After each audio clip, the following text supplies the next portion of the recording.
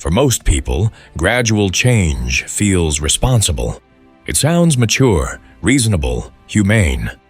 Politicians promise to adjust, to rebalance, to transition carefully. And for a time, gradualism feels comforting because it avoids disruption. But history tells a very different story. When economic systems are deeply distorted, gradualism almost always fails. Not because reform is wrong, but because delay protects the very forces that caused the collapse.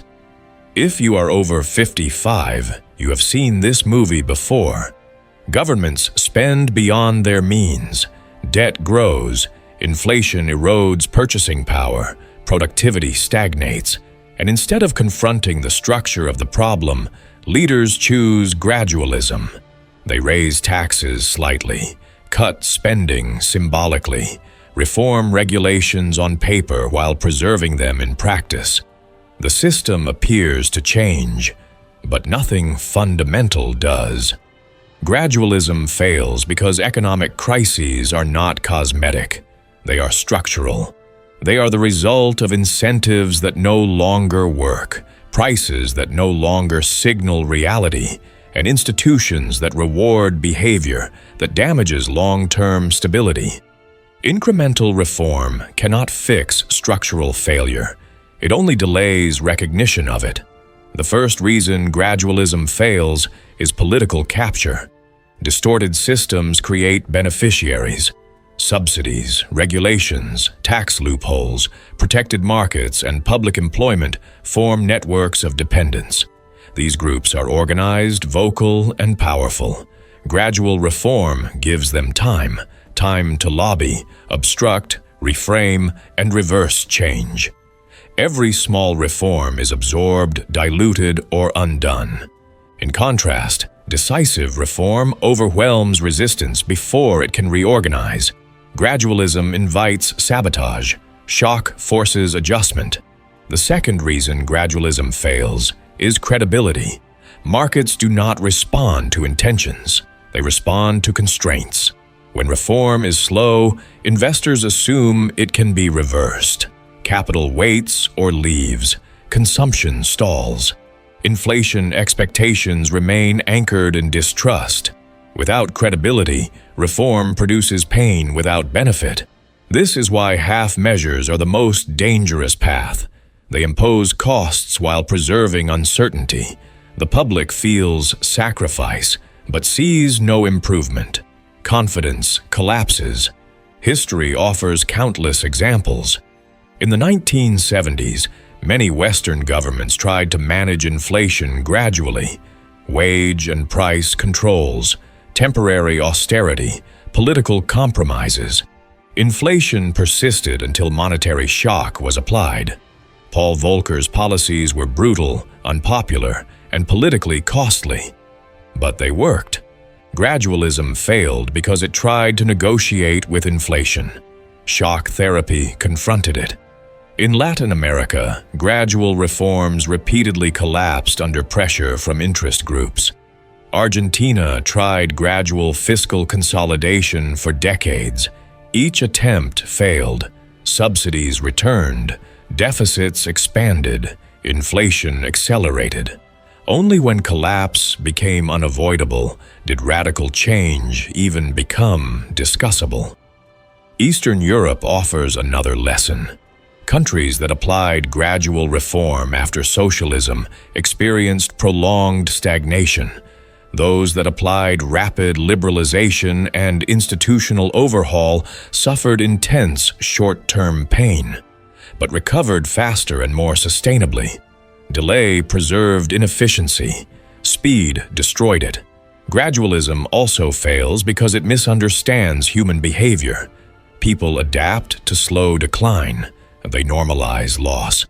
Inflation at 3% feels tolerable. Debt accumulation feels abstract. Erosion becomes invisible. But systems do not heal under adaptation. They decay. Gradualism allows decline to masquerade as stability. Another critical failure lies in time inconsistency. Politicians promise reform tomorrow to avoid pain today, but tomorrow never arrives. Each election resets incentives. Each crisis is postponed. Gradualism becomes permanent postponement. The system rots while leaders celebrate avoidance. Economically, gradualism often worsens final outcomes. The longer distortions persist, the larger they grow. Debt compounds, infrastructure deteriorates, skills erode, trust collapses. When correction finally arrives, it is more violent than it would have been earlier. Gradualism does not prevent shock, it amplifies it. There is also a moral hazard embedded in gradualism. It signals that consequences are negotiable, that fiscal discipline is optional, that promises can be reinterpreted. This encourages risk-taking and dependency. The longer the illusion persists, the more painful reality becomes. Gradualism also fails institutionally. Bureaucracies are designed to preserve themselves. Incremental reform is absorbed into procedure. Rules multiply. Exceptions expand. Enforcement weakens.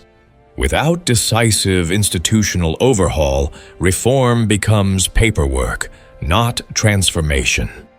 For retirees and long-term planners, gradualism is especially destructive. It destroys predictability. Retirement plans depend on stable assumptions. Slow inflation, slow tax increases, slow benefit erosion gradually dismantle security. No single moment triggers alarm, until the cumulative effect becomes irreversible. This is why gradualism feels kind, but acts cruel. It spreads suffering across time while pretending to avoid it. Critics argue that shock therapy is reckless. Sometimes it is, but gradualism is reckless by default when applied to broken systems.